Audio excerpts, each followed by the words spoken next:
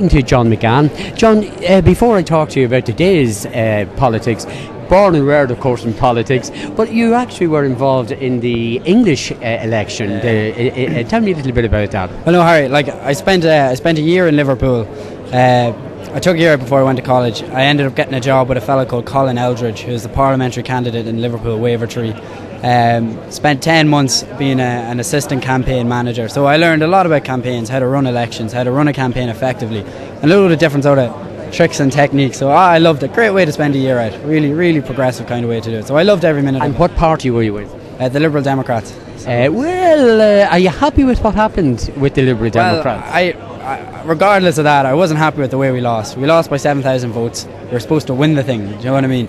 But the final thing I'll say is, people in Liverpool hate the Conservatives. They came out and voted Labour in fear of a Conservative government. So being the third smallest party, we essentially just got squeezed. There's nothing you can do about that.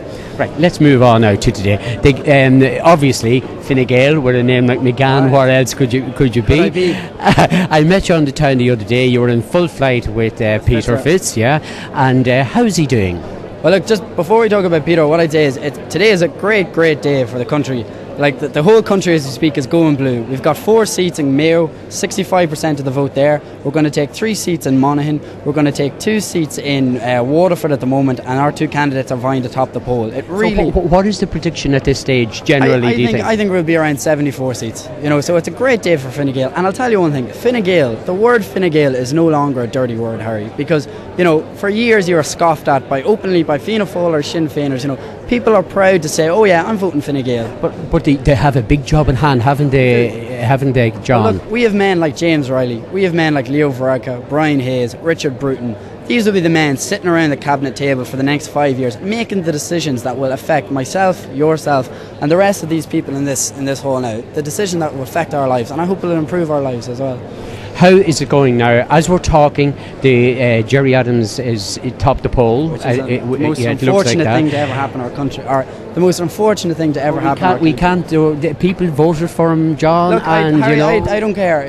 What I'll say to you is, Dundalk has now elected a terrorist to represent us. We have sent a message out to the rest of the country that Dundalk and County Louth have endorsed his 30 years of violence that he brought upon this country. I would say though, John, an argument, I'm just being the devil's advocate with you here, but you can say that 14,500 people in Louth voted for him because he's a murderer or as you say, or wherever.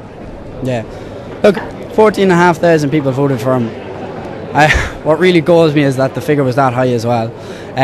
But do you not accept the democracy of people? I do, and I accept democracy at the heart of it, but I don't like it. And the last thing I'll say about him is, I can guarantee you now, a dark cloud hangs over this county, and the name El Paso will come back to haunt our town again if that man's our TD. You see, John and myself, every time, John, when I was on the radio, we used to have great comments on our debates, and the debates, as you can see, are still up. Yeah. But anyway, do you think now the fourth seat? You said to me before we started recording that you think Fisher is getting. Is he a cert? No, not a cert.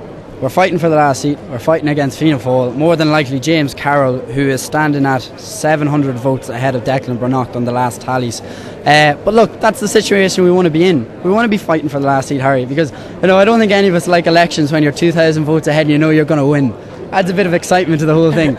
But look, all I'll say to you is, the thing about Peter Fitzpatrick, what Dundalk needs is a government TD. Someone who can go to the Taoiseach, go to the cabinet table and tell them Dundalk needs A, B, C and D, Dundalk needs this, Dundalk needs that, and Peter Fitzpatrick will do that for us. We had a man come over to us a few minutes ago and he was talking generally about it, and he was giving out absolute stink about Peter Fitzpatrick. And he was giving all stink about so you got them wrong.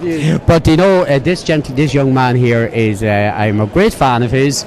He's a very honest, sincere politician, and my hope. I'm not a politician, Harry. Well, no, hold on a minute. A name with McGann is a politician, and I will hope the day I will be able to interview John when he does a fully fledged TD. John McGann, it's always lovely to talk to you. Pleasure to talk to you. Thanks very much. Thank you, John. Thanks.